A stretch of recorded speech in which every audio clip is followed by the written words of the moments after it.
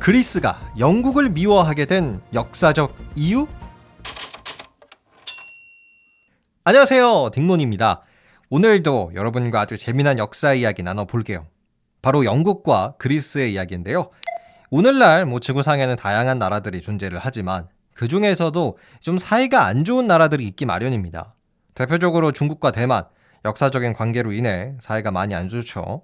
그리고 영국과 프랑스, 이 두 나라도 100년 전쟁, 이런 전쟁의 역사가 있기 때문에 마냥 사이가 좋다고만은 할 수가 없어요. 근데 요즘에는요, 정말 의외의 두 나라가 사이가 안 좋습니다. 바로 영국이랑 그리스인데요. 얼마 전 11월 27일이었어요. 11월 27일에 그리스 총리였던 키리아코스 미초타키스라는 분이 언론 앞에 서서 이렇게 얘기를 했습니다. 영국의 리시 수낙 총리가 몇 시간 후로 예정된 나와의 정상회담을 갑자기 취소했다. 우리 그리스는 정말 깊은 유감을 표한다. 이렇게 얘기를 했습니다. 그러니까 영국이랑 그리스의 사이가 갑자기 예정된 약속을 취소할 만큼 나쁘다는 얘기인데요. 왜 나쁘게 됐는지가 사실은 굉장히 재밌겠죠. 어떤 군사적인 이유도 아니었고요. 난민 문제도 아니에요. 역사적인 이유입니다. 자, 그럼 도대체 뭐 때문에 영국과 그리스의 사이가 틀어졌는지 오늘 저와 그 역사적인 이야기 함께 알아가 보시죠. 바로 시작합니다. 네, 결론부터 말씀드리자면 그리스의 유물을 영국이 뺏어가가지고 안 돌려주기 때문에 이 두 나라의 사이가 안 좋은 거예요. 여러분 파르테논 신전 잘 아시죠? 유네스코의 로고로도 쓰이고 있는 이 그리스의 대표적인 유적지인데요. 이 파르테논 신전에 붙어 있었던 조각상 같은 거를 영국이 가져갔었습니다. 예전 한 1800년대쯤에. 그래서 그리스는 당연히 그거 이제 돌려줘라 라고 이야기를 하고 있는 거고요. 영국한테. 근데 영국은 싫어. 이거 우리가 합법적으로 가져온 거야. 이러고 있습니다. 그래서 두 나라의 사이가 지금 안 좋은 거예요. 자, 그러면 영국은 과거 이 그리스에 있는 이 파르테논 신전의 조각상을 어떻게 가져갔을까요?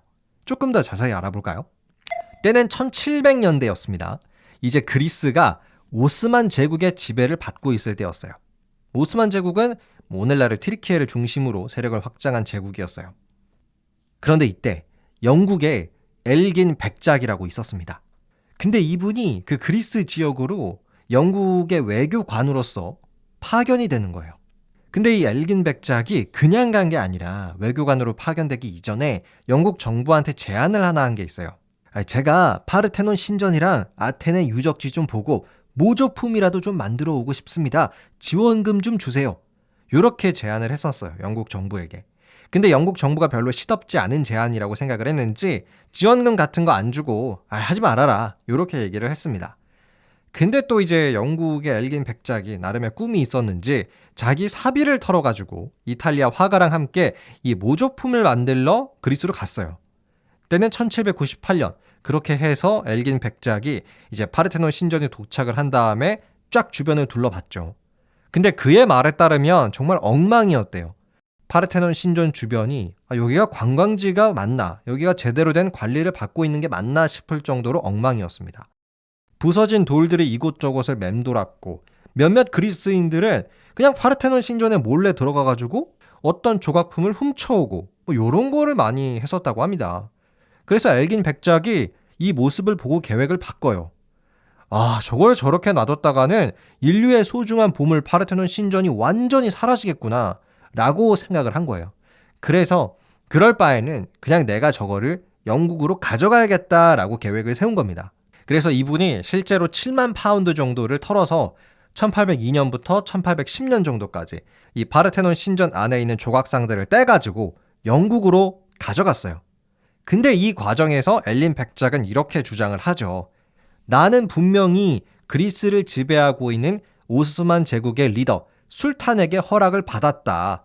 그러니까 합법적으로 내가 이걸 반출을 한 거다. 도구를 한 거 아니다. 라고 주장을 했습니다.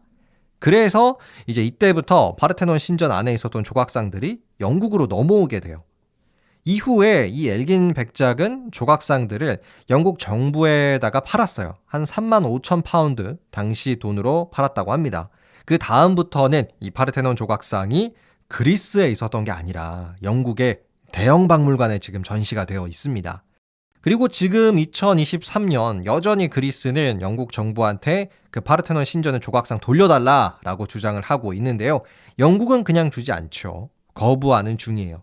그래서 이 두 나라가 조금 껄끄러운 외교 관계를 갖고 있습니다. 끝!